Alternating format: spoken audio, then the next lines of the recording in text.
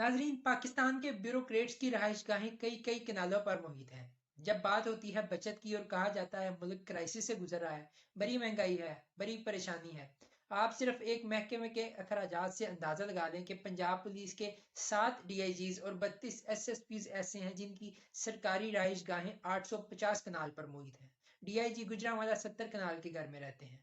DIG Sargodha 40 कनाल के घर में रहते हैं। डीआईजी रावलपिंडी और फैसलाबाद 20-20 कनाल के घर में रहते हैं। नाज़रीन, ये फहरिस्त बहुत तवील है और इस पर मजीद ये कि इन सरकारी महल नुमा घरों की तज़य्युन और आराइश के लिए सालाना 80 करोड़ अलग खर्च होते हैं और इनमें काम करने वाले 30,000 मुलाजमीन की तनख्वाहें अलग हैं।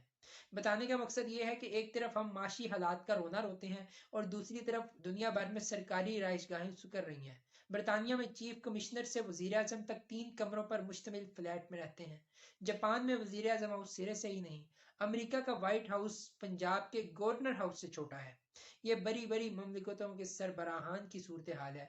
वहाँ के आला सरकारी अफसर और ब्यूरोक्रेट आम बस्तियों के आम फ्लैटों में रहते हैं। और नाज़रीन, ये सिर्फ एक सूबे और एक महकमे के हालात हैं।